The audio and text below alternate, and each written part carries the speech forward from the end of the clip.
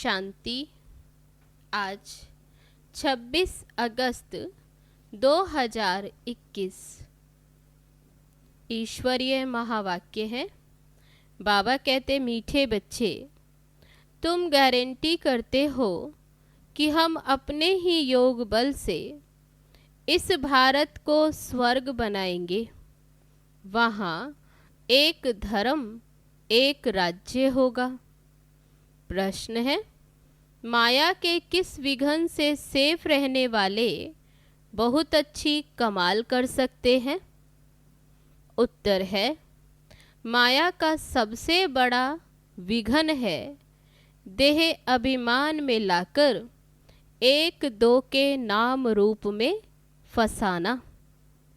जो बच्चे इस विघन से सेफ रहते हैं, माया के धोखे से बचे रहते, वे बहुत कमाल कर दिखाते हैं। उनकी बुद्धि में सर्विस के नए नए ख्यालात चलते रहते हैं। सर्विस में उन्नति तब होगी जब देही अभिमानी होंगे। ओम शांति। बाप आए हैं रूहानी बच्चों को श्रीमत देने। ये तो बच्चे जानते हैं कि थोड़े समय के अंदर ड्रामा प्लान अनुसार सारा कार्य होना है। हम रावणपुरी को विष्णुपुरी बनाते हैं। अब बाप भी गुप्त तो पढ़ाई भी गुप्त है।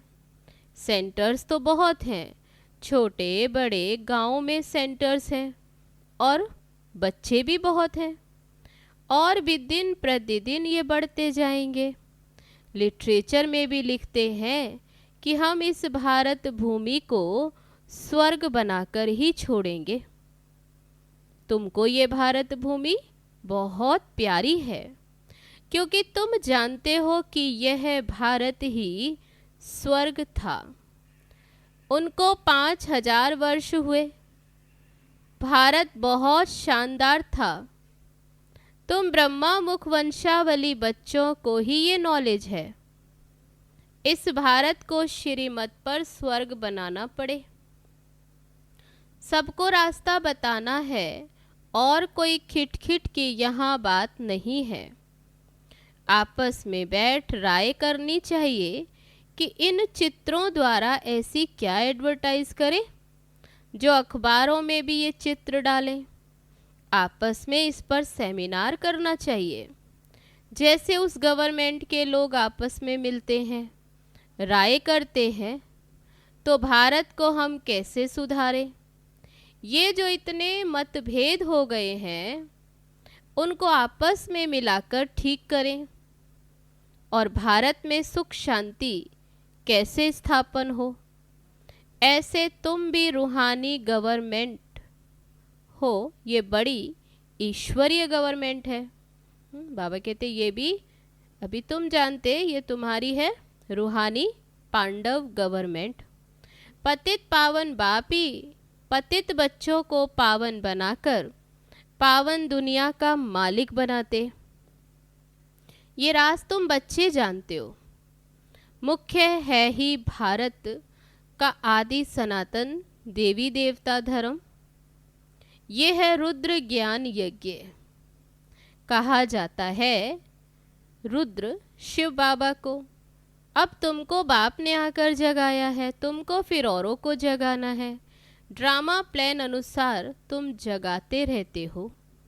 अब तक जिसने जैसा जैसा पुरुषार्थ किया उतना ही कल्प पहले भी किया था। तुम्हारी रूहानी युद्ध है। कभी माया का जोर हो जाता, कभी ईश्वर का। कभी कभी तो सर्विस अच्छी तेजी से चलती है। कभी कई बच्चों में माया के विघन पड़ जाते हैं। माया एकदम बेहोश कर देती है। लड़ाई का मैदान तो है ना। माया राम की संतान को बेहोश कर देती है। लव कुश की कहानी भी है ना। राम के 2 बच्चे दिखाए हैं। यहाँ तो बाबा के ढेर बच्चे हैं। इस समय सब मनुष्य कुंभकर्ण की नींद में सोए हुए हैं। वे ये भी नहीं जानते कि परमपिता परमात्मा आया है बच्चों को वर्षा देने। बाप भारत में ही आते हैं, ये बात बिल्कुल ही भूल गए हैं। भारतवासी ही स्वर्ग के मालिक थे, इसमें कोई शक नहीं। परमपिता परमात्मा का जन्म भी यहाँ होता है। तब तो शिव जयंती भारत में मनाते हैं, तो जरूर उनसे कुछ आकर किया होगा। शिव बाबा ने जरूर कुछ किया है। बुद्धि कहती है कि जरूर बाप ने ही आकर भारत को स्वर्ग बनाया, स्वर्ग की स्थापना की होगी। प्रेरणा से थोड़ी स्थापना करेंगे। यहाँ तो तुम बच्चों को राजयोग सिखाया जाता है, याद की यात्रा सिखाई जाती है। प्रेरणा में कोई आवाज नहीं होती। समझते हैं कि शंकर प्रेरणा से विनाश करते, परंतु इसमें प्रेरणा की बात नहीं। तुम समझ गए हो कि ड्रामा में उन्हों का पार्ट ही है मूसल बनाना। बाबा कहते अभी तुम जानते हो ये विनाश अर्थ निमित्त बने हुए हैं। प्रेरणा शास्त्रों का अक्षर है, इसमें प्रेरणा की तो बात ही नहीं। ड्रामा अनुसार विनाश तो होना ही है। गाया हुआ है महाभारत लड़ाई में ये मूसल आदि काम में आए थे। जो पास्ट हो गया वे फिर से रिपीट होना है। तुम ये गारंटी करते हो कि हम योग बल से स्वर्ग की स्थापना करेंगे, वहाँ एक धर्म होगा, तो दूसरे सब धर्म कहाँ जाएंगे? जरूर विनाश हो जाएंगे। ये समझने की बात है।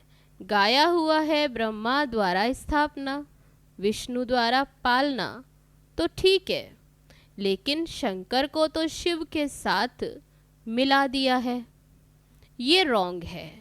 शिव शंकर कह देते हैं क्योंकि शंकर तो कोई काम नहीं करते, तो शिव से मिला दिया। परंतु शिव बाबा कहते मुझे तो बहुत काम करना पड़ता है, सबको पावन बनाना पड़ता है। मैं इस ब्रह्मा तन में प्रवेश कर इस साकार द्वारा स्थापना का कार्य कराता हूँ। शंकर का तो कोई पार्ट ही नहीं है। शिव की पूजा होती है, शिव ही कल्याणकारी झोली भरने वाला है। शिव परमात्माए नमः कहते हैं। ये ब्रह्मा भी प्रजापिता ठहरा। ब्रह्मा सो विष्णु, विष्णु सो ब्रह्मा। ये तो बड़ी गुह्य बातें हैं, ये सिर्फ तुम बच्चे ही जानते हो। सेंसिबल बच्चों की बुद्धि में ज्ञान झट समझ में आ जाता है। मनुष्यों को कुछ भी समझ नहीं है कि पतित पावन बाप कब आएंगे। अब तो कलयुग का अंत है। अगर कहते हैं कि कलयुग के अंत में 40,000 वर्ष पड़े हैं, तो अभी कितना और पतित बनेंगे, कितना दुख सहन करेंगे। कलयुग में सुख तो होगा नहीं। कुछ भी ना जानने के कारण बेचारे घोर अंधियारे में पड़े हैं। तुम बच्चों को आपस में मिलकर राय करनी चाहिए कि कैसे सर्विस को बढ़ाएं।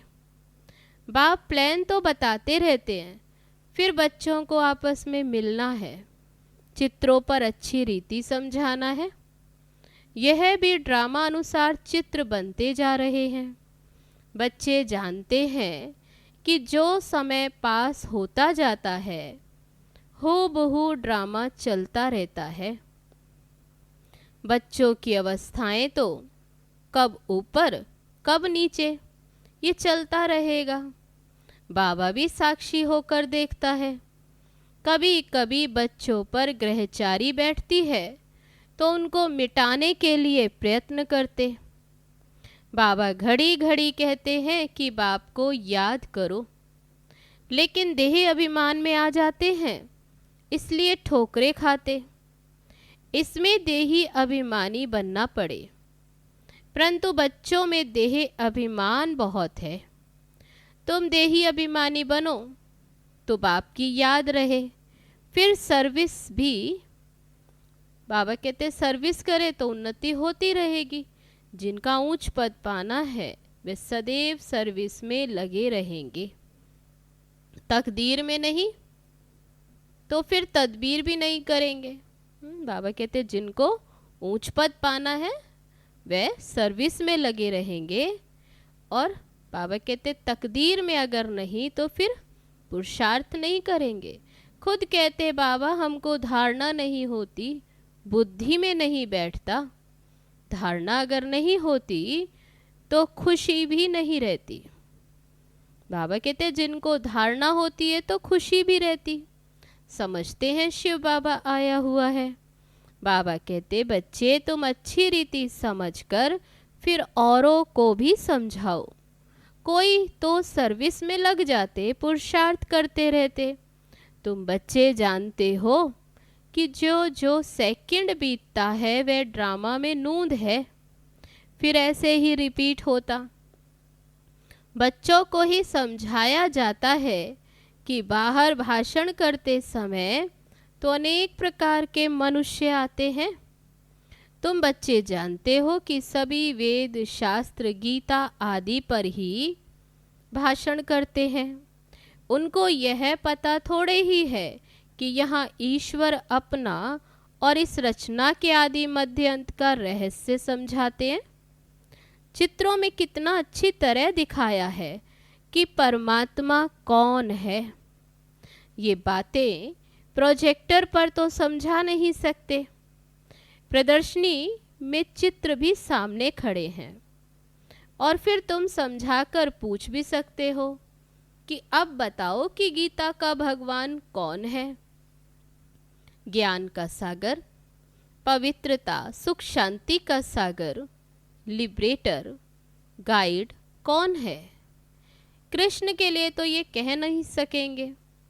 परमात्मा की महिमा अलग। पहले लिखाना भी चाहिए, प्रोब लेना चाहिए, सबसे सही भी लेनी है। तब हॉल में चिड़ियाँ लड़ रही हैं। बाबा बोले इस समय सारी दुनिया में लड़ाई झगड़ा ही है, सब आपस में लड़ते रहते।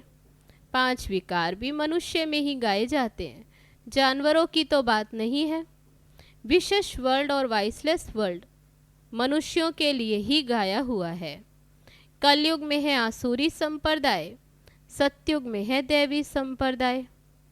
मनुष्य इतने तमोप्रधान बुद्धि हैं जो बिल्कुल भी समझते नहीं कि हम ही आसुरी संप्रदाय हैं। देवताओं के आगे जाकर गाते भी हैं हम ही नीच पापी हैं, हम निर्गुण हारे में कोई गुण नहीं। तुम तो उन्हों को सिद्ध कर बता सकते हो। सीढ़ी के चित्र में बड़ा क्लियर है, दिखाया हुआ है कि कैसे सीढ़ी चढ़ती फिर कैसे उतरते हैं। तो चढ़ती कला और उतरती कला बाबा कहते अभी दिखाया है। भारतवासियों के लिए ये मुख्य सीढ़ी का चित्र है। ये है सबसे अच्छी चीज़। इस चित्र पर बहुत अच्छा समझा सकते हो। 84 जन्म पूरे कर फिर पहला नंबर जन्म लेना है। फिर उतरती कला से चढ़ती कला में जाना है। हर एक का विचार चलना चाहिए कि सबको रास्ता कैसे बताएं। ख्यालात नहीं चलेंगे तो सर्विस कैसे करेंगे। चित्रों पर समझाना तो बहुत सहज होता है। सतयुग के बाद सीढ़ी उतरनी ही है। बच्चे जानते हैं अभी हम ट्रांसफ़र हो रहे हैं, लेकिन सीधा हम सतयुग में नहीं जाते, पहले हम शांति धाम में जाते हैं। तुम जानते हो हम पार्टधारी हैं, बाकी तुम्हारे में भी नंबरवार हैं जो अपने को पार्टधारी समझते हैं। इस ड्रामा में दुनिया में ऐसा कोई नहीं कह सकते कि हम पार्टधारी हैं। हम लिखते भी हैं कि हर एक मनुष्य मात्र इस बेहद ड्रामा के एक्टर्स होते हुए भी ड्रामा के मुख्य एक्टर्स, डायरेक्टर और ड्रामा के आदि मध्यंत को नहीं जानते, तो वह बेसमझ हैं। इस लिखने में कोई हर्जा नहीं है। एक कान से सुन दूसरे से निकाल नहीं देना चाहिए। बाबा युक्तियाँ बताते हैं सर्विस की। तो बाबा कहते हैं एक कान से सुन दूसरे से निकाल नहीं देना चाहिए। सर्विस सर्विस और सर्विस। बाबा जानते हैं कि बच्चों पर कभी गृहचारी भी बैठती है। जब गृहचारी बैठती है तो कितना नुकसान हो जाता वह बाप जानते हैं। साहूकार गरीब बन पड़ते, कारण तो होता है ना। बहुतों को बाबा समझाते भी रहते हैं, बच्चे नाम रूप में कभी नहीं फंसना, नहीं तो माया ऐसी है जो नाक से पकड़ खड्डे में डाल देगी। माया बड़ा धोखा दे देगी। आशिक माशुक यहाँ नहीं बनना। आशिक माशुक कोई विकार के लिए नहीं बनते, दूसरे सिर्फ रूप पर फिदा होते। तुम जानते हो सेंटर्स पर भी ऐसे माया के विघ्न बहुत पड़ते हैं। एक दो के नाम रूप में फंस जाते हैं। माया ऐसी प्रबल है जो माता माता के नाम रूप में, कन्या कन्या के रूप में नाम रूप में फंस पड़ती। पुरुषार्थ करते हुए भी माया एकदम पकड़ लेती है। इसलिए बाबा सावधानी देते हैं कि बच्चे माया बहुत फंसाने की कोशिश करेगी, लेकिन तुमको फंसना नहीं है। देह अभिमान में नहीं आना चाहिए। अपने को आत्मा समझ बाप को याद करना है। माया के धोखे से बचते रहना है। तुम बच्चों को बाप गुलगुल बनाने आए हैं। तुम्हें किसी भी बात में संशय नहीं आना चाहिए। अगर दिल में संशय आया तो सर्विस अच्छी तरह कर नहीं सकेंगे, अंदर गुटखा खाते रहेंगे। तो बाबा कहते हिम्मत रखनी चाहिए, टाइम बहुत थोड़ा है। बाबा की मुरली सुनेंगे तो उत्साह में आएंगे। आत्म प्रकाश बच्चा ठीक रीति चित्रों तरफ अटेंशन दे रहा है। बॉम्बे वालों के भी दिमाग में आना चाहिए। मुख्य चित्र को पहले बनाना पड़े, जांच करनी चाहिए। बाबा डायरेक्शन तो देते रहते हैं कि कैसे चित्रों में उन्नति होनी चाहिए। ऐसी कोई युक्ति रचो जो सीढ़ी का चित्र एरोड्रम पर रखा जाए। ये चित्र देखकर सब खुश होंगे, आखिर समझेंगे कि इनको मत देने वाला कौन है। तो बच्चों को बहुत नशा चढ़ना चाहिए। अच्छा, मीठे मीठे सिक्की लदे बच्चों प्रति माता पिता बाप दादा का याद प्यार और गुड मॉर्निंग। रूहानी बाप की रूहानी बच्चों को नमस्ते। हम रूहानी बच्चों की रूहानी बाप दादा को नमस्ते नमस्ते। ओम शांति। अब है धारणा के लिए मुख्य सार। पहली पॉइंट, तुम बच्चे लड़ाई के मैदान में हो। माया रावण से तुम्हारी युद्ध है। माया बहुत विघन डालती है, बच्चों को बहुत सावधान रहना चाहिए। दूसरी पॉइंट, हर एक को अपनी उन्नति के लिए विचार करना है। चित्रों पर कैसे समझाएं, सर्विस को कैसे बढ़ाएं, चित्रों में ऐसा क्या डालें जो मनुष्य सहज ही समझ जाएं। अब है आज का वरदान। अपने शिक्षा स्वरूप द्वारा शिक्षा देने वाले शिक्षा संपन्न योग्य शिक्षक भव। योग्य शिक्षक उसे कहा जाता जो अपने शिक्षा स्वरूप द्वारा शिक्षा दे। उनका स्वरूप ही शिक्षा संपन्न होगा। उनका देखना चलना भी किसको शिक्षा देगा। जैसे साकार रूप में कदम कदम हर कर्म शिक्षक के रूप में प्रैक्टिकल में देखा, जिसको दूसरे शब्दों में चरित्र कहते हैं। किसी को वाणी द्वारा शिक्षा देना तो कॉमन बात है, लेकिन सभी अनुभव चाहते हैं। तो अपने श्रेष्ठ कर्म श्रेष्ठ संकल्प की शक्ति से अनुभव कराओ। अब है आज का स्लोगन। संकल्पों की सिद्धि प्राप्त करने के लिए आत्म शक्ति की उड़ान भरते चलो। अच्छा, ओम शांति।